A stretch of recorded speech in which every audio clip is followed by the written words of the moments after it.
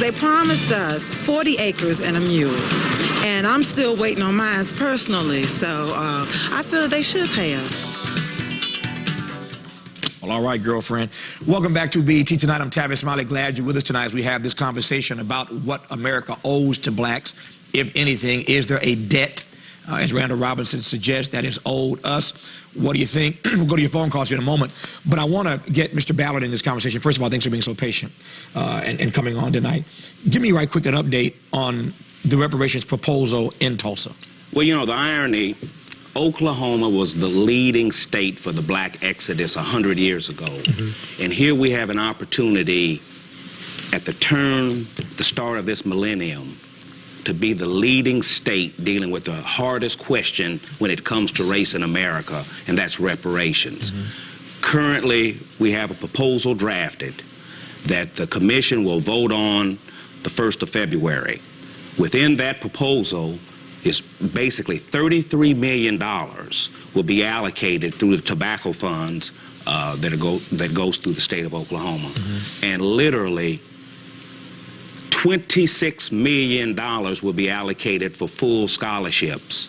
$13 million earmarked to Langston University, which is the only historically black college in the state of Oklahoma. The other $13 million you could utilize at any state institution. Then the survivors, up to $150,000 for the 75 survivors of that nightmare and carnage that took place in Tulsa, Oklahoma. Who's voting on this, number one? And number two, how likely is it that it's going to pass? Well, first of all, the commission will have to vote on it the 1st of February. Right. We will send that to the legislative body and to the governor. I have met with Governor Keating. Governor Keating is for the hardest part of the proposal. He's for the survivors to be paid. He's for the scholarships. Oklahoma has a Republican or Democratic legislature. Governor Keating is Republican. I'm very proud that he's a Republican governor. And what about the legislature? Republican or Democrat controlled? Democrat. Democrat controlled, okay. I've met with the state attorney general. The state attorney general is for the entire proposal. So the leadership at the top level of Oklahoma is for it.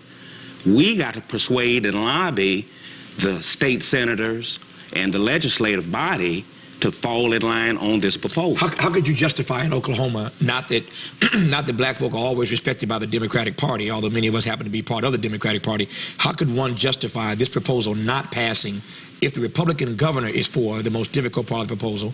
That's why I asked. The legislature happens to be Democrat-controlled. Black folk vote overwhelmingly Democratic in Oklahoma. How could it not pass? Well, the bottom line is, the very party we've been giving an outpour of support for so many years, it's time for them to stand up and be counted.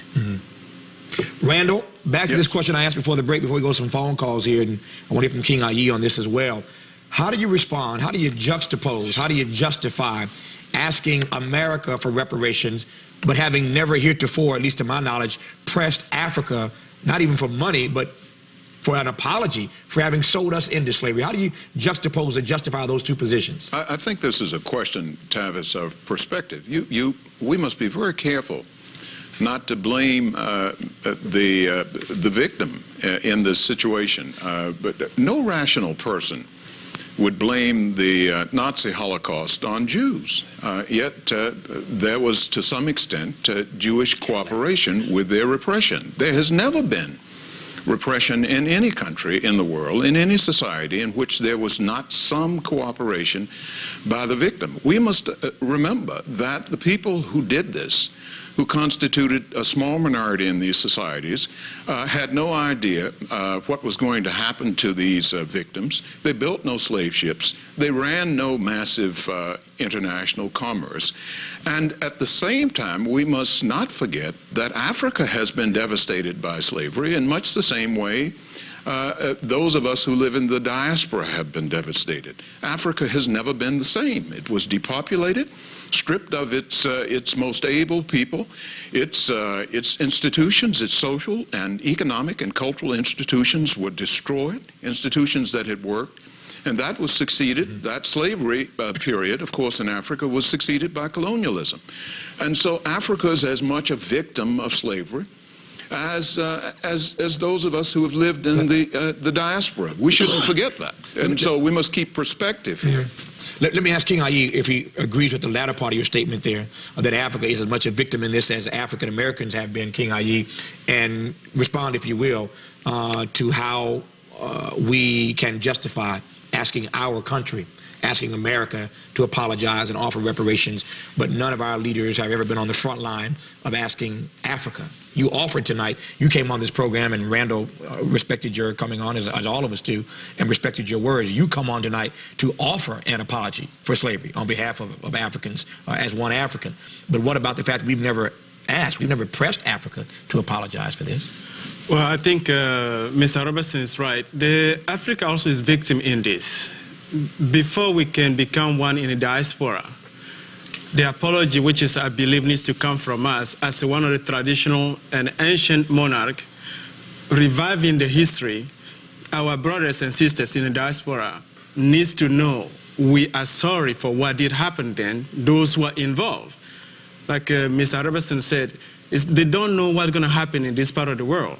Mm-hmm. But now, if Americans or the black in diaspora even do not speak about it, I know deep in your heart, in your spirit, you know something broke, feel something like animosity against Africans who are back in Africa. Mm-hmm. And some questions came and said, why the Africans do not do anything to help us when we've been taken away? Yes, they may have the thought to do so, but they don't have the strength to do what they can do. Tavis. Yes, Randall. Tavis, I want to say to King Ayi that I am deeply touched by what he has said. And I am deeply moved by what he has said. I think it's significant and I think it's important. But I think we have to remember that on both sides of the Atlantic, we've been victimized here. And again, we have to distinguish the trade from the practice of it in the United States. You can draw a straight line, Tavis, from 1619 to 1965, to the passage of the Voting Rights Act. 346 years of the largest human rights crime committed against a people in the modern age. And America enriched itself at the expense of black people. And so we're saying that America, because the government was involved in this, has a responsibility to make whole the people it victimized, as much the same way Germany had a responsibility. Got to jump in right quick, man. I hate to cut you off. I'm obliged to take another break here. We'll come back in just a moment, in 2 minutes, in fact, and start taking your phone calls. I know you want to respond and jump into this conversation. We'll let you do that in just a moment. But first, you're watching BET Tonight on Black Entertainment Television. Stay with us.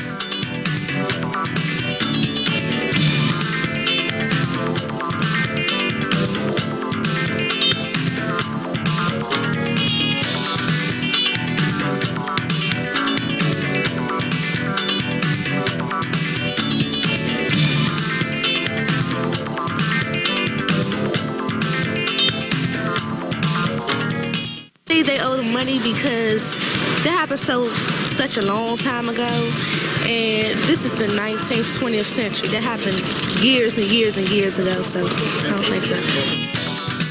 Welcome back. We thank you for your comment. Before we go to your phone calls, let me ask you right quick, Mr. Ballard, you heard at the top of this show, Congressman Charles Rangel from Harlem suggest that if the Democrats take back the House in this election season in November, John Conyers, who's been pushing for a reparations proposal, would then be the head of the Judiciary Committee.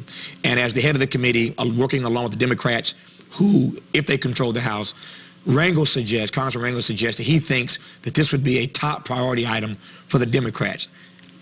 Some watching right now, including yours truly, with all due respect to Congressman Rangel, I'm not so sure how high a priority this is going to be for Democrats in the House and in the Senate. You're having trouble getting Democrats to vote in the state of Oklahoma. Why should I believe that Democrats in the House and Senate, just because they run things, are going to make reparations for black folk a priority item?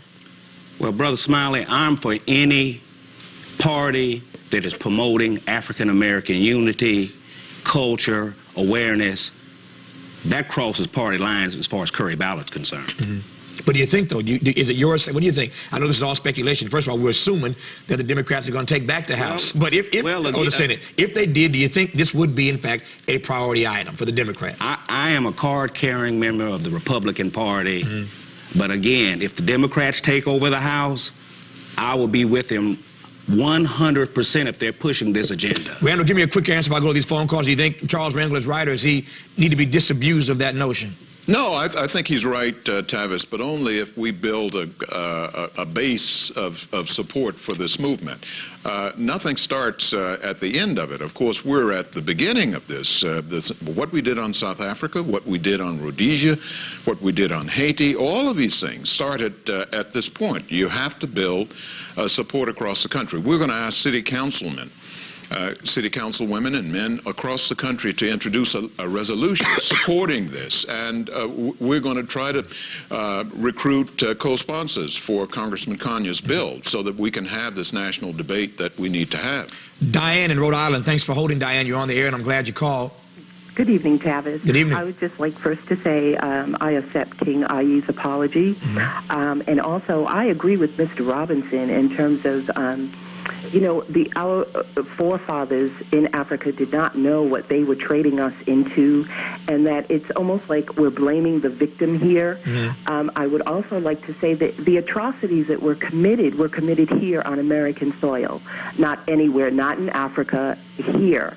And also one other comment is that the Japanese declared war on us back in 1940, whatever, and Japanese Americans received reparations for being put into concentration camps out in California.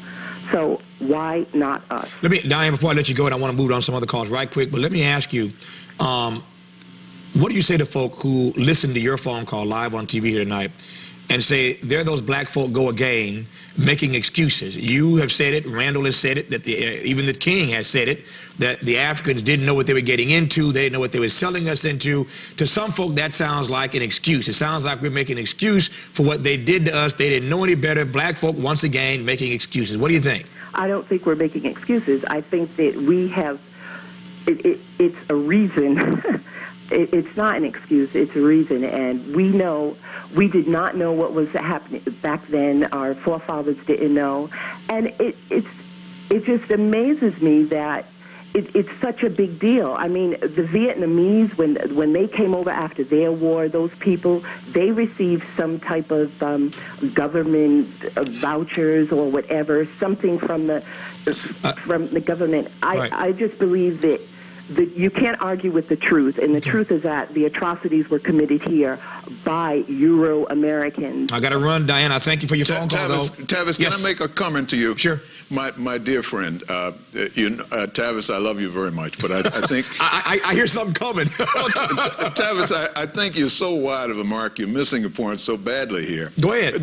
During the 19th century, Tavis, cotton produced more income for the U.S. and for the tax coffers than all of other American exports combined.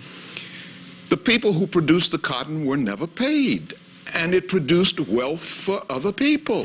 The value of the labor of slaves was appropriated to make those who owned them, corporations in the North and South, wealthy. That wealth still exists, and the poverty that was ensured by that slavery of 246 years still exists as well because of a century of discrimination that followed it. That Africans, to some extent, may have collaborated, although they didn't know what was going to happen in this process, is a very small footnote in this large horror. But you seem, my dear friend, to be confusing the footnote for the whole large horrible story. And that's why I love Randall, because I have traveled indeed around the globe with Randall, and that's why Randall is an activist and I'm a talk show host. My job is to ask the questions. This is not my point of view. I'm just asking the questions, and that's what BT pays me to do. I'm not wide of the mark. I'm just trying to get some ratings here, Randall. That's how this thing works. That's how it works. On that, I love Randall Robinson. I tease him. Randall and I have been around the world together, to Africa and to Cuba and to Haiti. We are brothers in the struggle together, and always glad to have him on the show. We'll take a break and come back. More of your phone calls in just a moment. You're watching BET Tonight on Black Entertainment Television. Stay where you are. That's right. Funny how quick these